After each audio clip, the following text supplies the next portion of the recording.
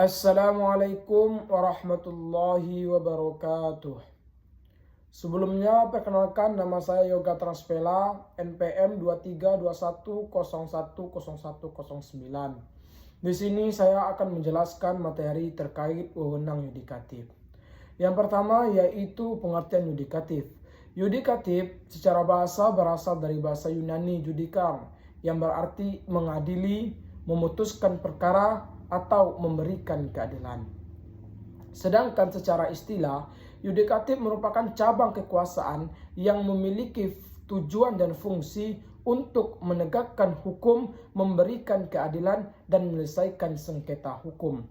Kekuasaan ini dijalankan oleh lembaga yang memiliki wewenang untuk memutuskan perkara berdasarkan hukum yang berlaku.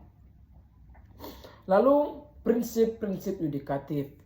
Yudikatif harus memiliki beberapa prinsip yang harus dijaga oleh mereka.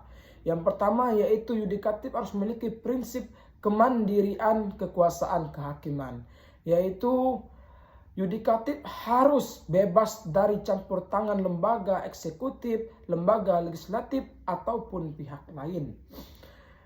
Lalu yang kedua, yudikatif harus memiliki prinsip persamaan di mata hukum. Yudikatif harus menganggap semua orang sama di mata hukum. Yang ketiga, yudikatif harus memiliki prinsip akuntabilitas, yaitu transparan dan dipertanggungjawabkan di publik.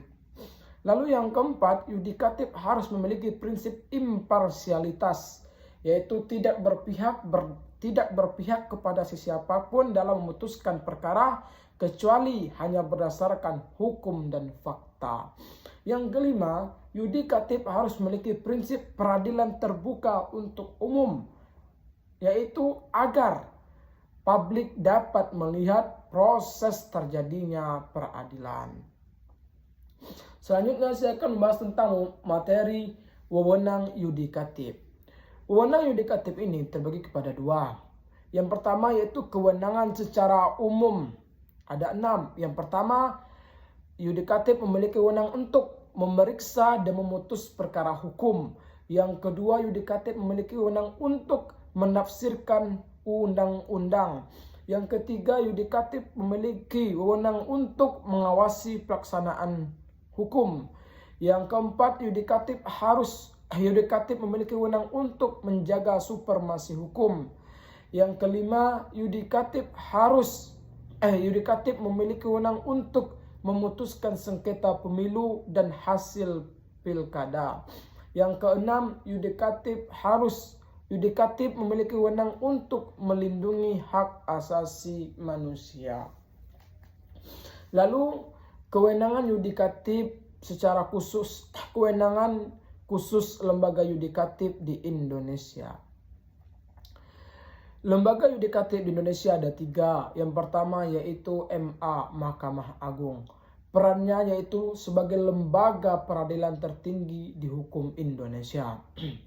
Kewenangannya di antara wewenangnya yang pertama adalah mengadili perkara di tingkat tinggi kasasi. Tingkat tinggi kasasi itu yaitu banding terakhir. Yang kedua, memutuskan perselisihan hukum antar lembaga negara. Yang ketiga, melakukan pengawasan atas jalannya peradilan di semua tingkatan. Yang kedua, yaitu lembaga yudikatif MK, Mahkamah Konstitusi. Perannya adalah untuk menjaga dan menegakkan konstitusi.